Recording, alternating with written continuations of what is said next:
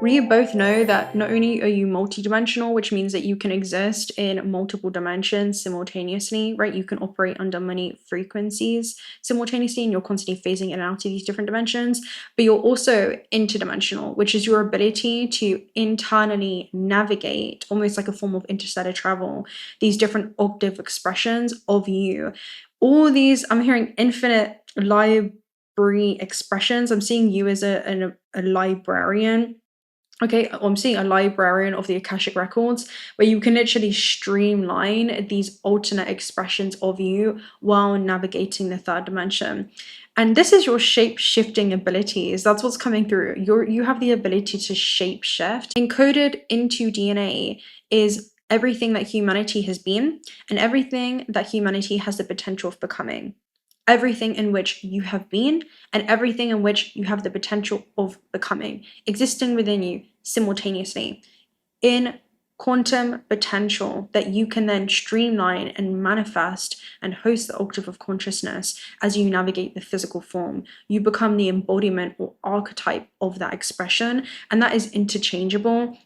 And that's your ability, right? You can be the demon, the angel, the destroyer, the manipulator, the creator, the wise oracle. You have the ability, because you're not just one fixed identity, but instead you are this field of consciousness that has access to multiple octave expressions, or let's say archetypes, within any given moment. And there is this beauty in your awareness of which one you're tuning into and which one you actually want to, I'm hearing, activate in the third dimension. I'm hearing the version of self that people are interacting with. You're very aware of this, which version of self is coming to the forefront. For example, when you get triggered, that could be a low expression that first comes up. And I'm hearing all that anger is fear in disguise. Now, not only are you able to, I'm hearing acquire, right? Not only have you acquired this knowledge and remembrance within yourself, you can also recognize it within those around you. For you can only recognize the shadows of another because you are very acquainted with your own internal shadow realm. Naturally, every decision you make determines the version of self that is contributing or feeding into the collective field.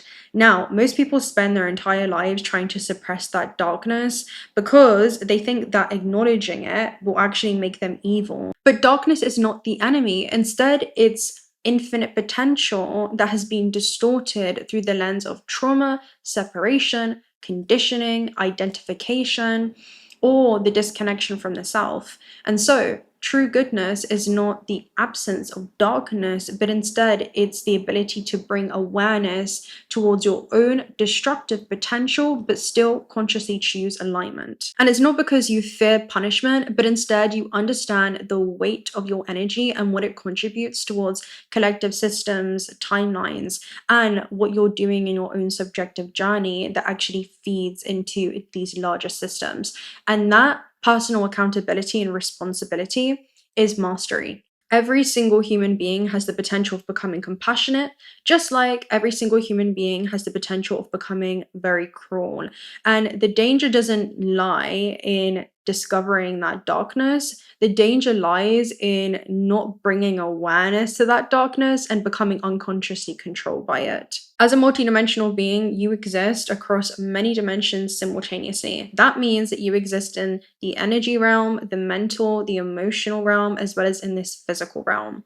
Now, interdimensionality is your ability to consciously navigate these different conscious aspects of yourself and choose which version you want to embody within this construct. The moment that you turn back inwards, you begin peeling back all these layers of what the construct has conditioned you to believe that you are, which is separate from the very source that you seek, right? You are not separate from the whole. You are not the lack or the conditioning or the inherited fear. You are the observer of the experiencer of it. You're not just a localized point within the system, but instead you are consciousness itself phasing through multiple realities simultaneously.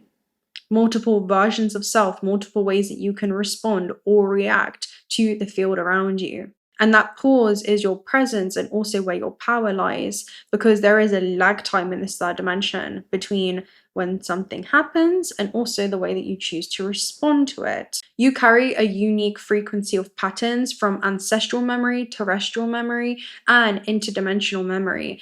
And this holographic construct responds to the one that you're embodying. And the moment you become conscious of your patterns, your body or the physical vessel then becomes a battery pack that is going to essentially anchor in a higher octave of yourself or consciousness that collapses into form, that walks among and embodies that example as you navigate planet Earth. And that's where your power lies, to be able to regulate the nervous system, bring awareness into the body, and allow that awareness to bleed into your actions and how coherent you are in what it is that you want to respond to, right? Being able to sustain that level of lucidity, which is an ongoing state of awareness as you navigate this system, this matrix, this universe, and this construct. And that's how timelines shift, not by escaping this world, but consciously choosing which frequency you want to embody while inside of it. Love then stops becoming this attachment or just simple affection,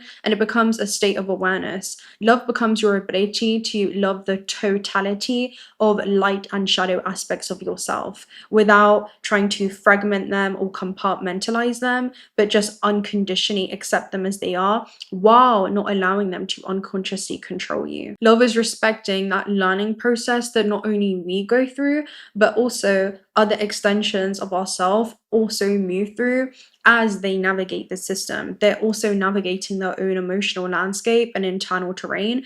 And so love is literally becoming responsible not for our own evolution, but holding space for others as they step into that accountability to evolve themselves, right? Evolve into and express and embody and collapse a higher version or manifestation of themselves. And that love is a process.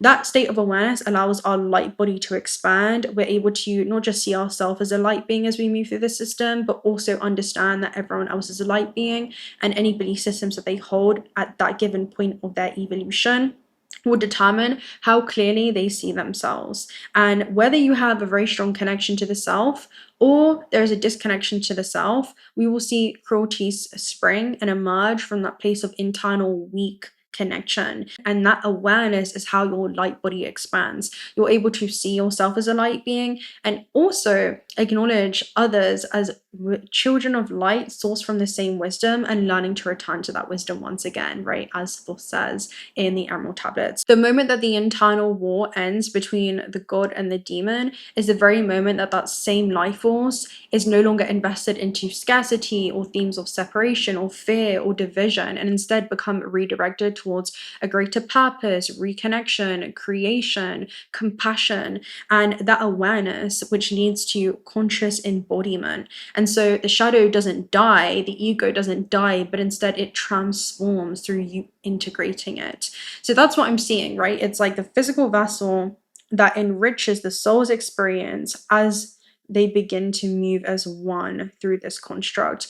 And that's the ability of being multidimensional, all right? So that's what I wanted to talk about, the difference between being multidimensional and then also being interdimensional, and the integration of the shadow.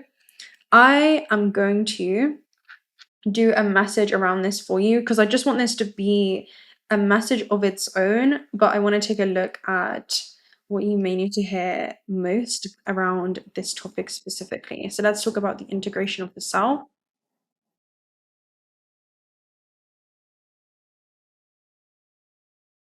Owning all of you, serious star blessings. This is very interesting. So there is some type of project that you're being called to push through and proceed towards. The project could be you have the Akashic records. So I see this as being, again, an interdimensional project because encoded within the DNA, which is the Akashic records, it's the interconnected database that stores the living memory of all organisms, all multiple infinite expressions of you encoded within you that you can access simultaneously. And again, these are different interdimensional aspects of you or terrestrial aspects. And with Sirius star blessings, this is also a power star. Now, Sirius is also connected to Osiris, which is the god of, renewal and transformation. He's a very specific archetype that we're not called to cling to, but he is an archetype that's able to streamline the information that occupies the realms in which he dwells in. Now, Osiris is the embodiment of the divine masculine, which is acting on divine inspiration, right? Being able to support the soul's intentions with the physical application of the self in order to be able to support co-creation. That's how you co-create with the non-physical and the physical realm. That's what I'm saying. You're being called to do something here, carrying something forth from the lineage. Also, a desire that you have very strongly right now is your highest octave communicating with you. It's your higher self communicating with you. That's also another message. A gut feeling that you also have could be a memory from your future self, because with the Akashic records, you're actually remembering something. And you know how we spoke about the librarian energy? What were we saying about the librarian? Anyway, it holds infinite data or memory, or there's something that you're filtering through when it comes to this force of creation. It's a big fat giant yes. So there's something that you're being called to support. It's seeing your wishes come true. It's a very, very, very positive card. It's extremely auspicious. So this is the potential of everything that you have encoded within you of becoming, and you get to witness that journey. We have the beloved and radical acceptance. Very fitting for this card. I'm going to read it. It's a great card when it comes to understanding unconditional love and what that looks like, not allowing the shadow aspects of you, because we emerge from this celestial infinite plane and then we incarnate into this terrestrial plane, and encoded within the body is inherited fear that has been passed down generationally, that's been weaved through societal engineering and the conditioning of the world. And so as we have these desires of the soul, because we remember that we originate from this terrestrial infinite plane, we are also simultaneously experiencing the conditioning that this body holds from that ancestral memory that convinces us every reason why that desire is not possible to experience, achieve, or witness the progression of while immersed inside of this physical dimension. And so we're hosting this octave of consciousness, but then also finding peace with that coexistence as we lead it towards experiencing the impossible in this plane. We lead it beyond, I'm hearing, the barriers of its own limitations. I'm seeing that's the barriers of that shadow. So I'm seeing it as not self-sabotage, but I guess in many ways where we could even not fear that we are inadequate, but fear that we are powerful beyond measure, and how that translates into our physical experience, feeling safe within the nervous system to actually receive more, experience more beyond our comfort zone, beyond what it is that we actually have reference for, and our ancestral lineage has reference for. So the object of affection, radical acceptance, and loving what is. When the beloved appears, it requires 100% of your heart, body, and soul. Don't try to squeeze the beloved into your schedule. Drop the busyness and receive the one that you've been waiting for. Know that this card comes as a mirror to show you the divine within and to invite your radical acceptance of everything that you consider beautiful or ugly in your being. Unconditional love is unconditionally accepting every aspect of yourself, even the one that especially the parts that you may try to reject. The beloved may not be a person at all. It could be a business venture, a project, or an adventure calling for your full attention. This is definitely saying there's some type of adventure, some type of business venture, some type of project, even if that's you, that's calling for your attention right now. Love it and let it light you up, even if that's a version of self that you're becoming. Your biggest accomplishment is going to be the relationship that you cultivate with yourself, the one that is unbreakable, the aspects of yourself that can't be taken, the connection to the self that can't be dismantled from the projection from those around you within this system that have not yet cultivated that connection to themselves, or a connection so deeply that they're fostering to something that they're nurturing in the material plane. It wasn't a conference call, so don't expect everyone to understand what it is that you're answering right now. So surrender to this truth and know that you're gaining a passport to bliss, even when it feels like you're being consumed by the fire of the beloved. Do not hold back or be afraid, for you will emerge transformed. Surrender is the key. Allow yourself to be loved and usher the harsh critic out of the door, whether that's internal critic or the external. Don't realize that you don't have to be great at something to get started, but you do have to get started to become great. Allow yourself to be like bad at something first so that you can witness the journey of you excelling in that area of your life, right? Okay, so and shut the eyes and ears of judgment of those who've not been ignited by the divine blaze consuming you, for they will only attempt to douse your fire and leave you choking on the smoke. Be careful that you're not seduced by false promises or falling prey to your extraordinary ability to sabotage your dreams and desires. Sink with the sink in your heart and trust your sense of what is true, and know that you'll know what to do. The true beloved is never false, and every gift is profit and valuable. Recognize the many faces of the beloved and welcome them into your heart, and you'll be so glad that you did. Yeah. Man, there's something that you're following through with. There's a channel message once it didn't come through from this Star Child deck, so let me go ahead and pull one of these cards for you, and then it's sort of just shapeshifted in time, stepping stones. What you're carrying now when it comes to the weight is actually going to be paramount for cultivating this strength to become the version of self that is going to be sustainable, okay, or is going to be very strong or capable of holding what is coming, okay, of actually being able to receive and know what to do with what you're being called to receive that's coming, okay. Stepping stones that you're carrying now will carry you forth across the river of change, all right. This will be the very thing that you need. So there's something around observing from a higher perspective, the benefit of what the soul is currently experiencing, because in the grander scheme of things, when we zoom out enough, there is a coordinate within space-time right now that may not feel